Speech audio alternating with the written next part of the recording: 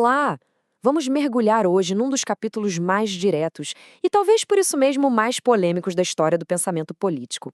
A gente vai fundo no capítulo 14 de O Príncipe, de Maquiavel, para entender essa visão dele, bem inflexível, sobre o que é liderança e poder.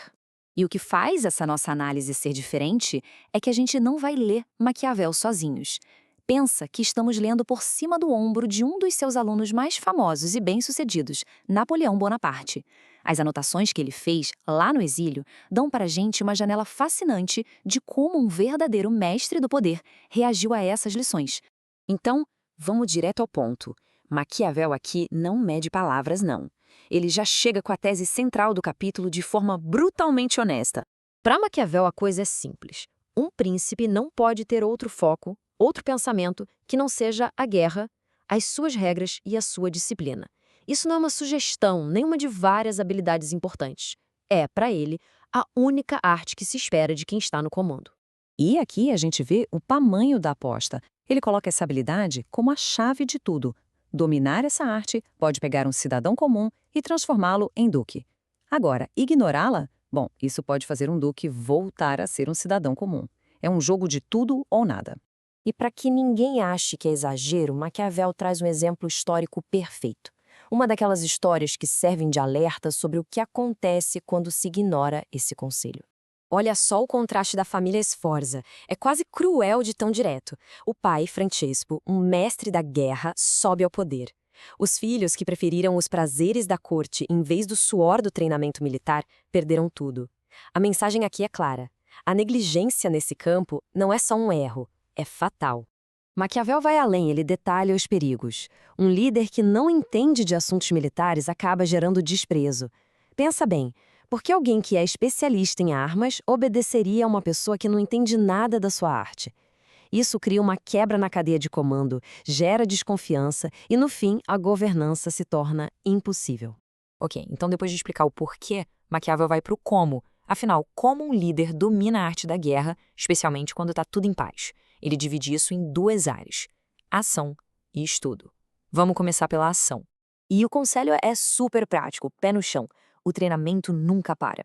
O líder precisa se acostumar com as dificuldades físicas, e a caça era um jeito de fazer isso. E talvez o mais crucial, ele precisa conhecer o território como a palma da própria mão. Não é ver no mapa, é andar por lá, entender cada vantagem tática que a geografia oferece. E aqui vem a prova dos 9. Do lado dessa passagem, Napoleão simplesmente anotou: aproveitei-me dos conselhos. Ele sabia, por experiência própria, que conhecer o terreno foi a base de muitas de suas vitórias mais famosas. É a prova de que o conselho de Maquiavel atravessa os séculos. Mas a preparação física e tática não é o bastante. E isso é só metade da história. Vamos agora para o segundo pilar da educação de um líder, a preparação intelectual para a guerra. Simples assim, direto e reto. E não é ler por hobby, não. É um estudo estratégico, focado. A história é como se fosse o grande laboratório da guerra, um livro de casos de onde se tiram lições vitais. E, de novo, Napoleão entra em cena com uma paixão que a gente quase consegue ouvir. Ele não vê a leitura da história como algo opcional. Para ele, é um dever absoluto de qualquer um em posição de poder. Ignorar o passado, para Napoleão, era a receita certa para o desastre. E Maquiavel nos diz exatamente o que procurar. Não é só sobre as vitórias, não. É crucial entender por que os grandes líderes perderam para não cometer os mesmos erros. E ele ainda sugere um método poderoso. Escolha um modelo histórico e internalize suas ações, como Alexandre fez com Aquiles ou César com Alexandre. Tá, mas o que acontece quando um líder finalmente combina a ação e o estudo? Bom, aí Maquiavel nos dá o exemplo perfeito, uma pessoa que vivia e respirava estratégia, transformando a paz num campo de treinamento constante. Esse líder era Filopêmen, príncipe dos aqueus. Ele é a síntese de todo o conselho de Maquiavel. Para Filopêmen, não existia essa separação entre paz e guerra. A paz era simplesmente o tempo que ele tinha para se preparar para o próximo conflito, que ele sabia ser inevitável. E Maquiavel nos coloca dentro da mente dele. Imagina a cena. Filopêmen andando no campo com os amigos e, do nada, transformando a paisagem num jogo de guerra mental. Ele estava o tempo todo analisando o terreno e fazendo perguntas táticas. E a análise continuava, não parava por aí. Ele não pensava só na vantagem inicial, mas nos próximos movimentos, na logística da batalha, na disciplina das tropas sob pressão. E ele considerava todas as possibilidades: ataque, defesa, retirada, perseguição. Ao fazer isso o tempo todo na prática, nenhuma situação no campo de batalha real conseguiria pegá-lo de surpresa. E aqui a história se conecta de um jeito incrível. Napoleão, lendo sobre a prática de um general grego de 2000 anos antes, se reconhece naquilo.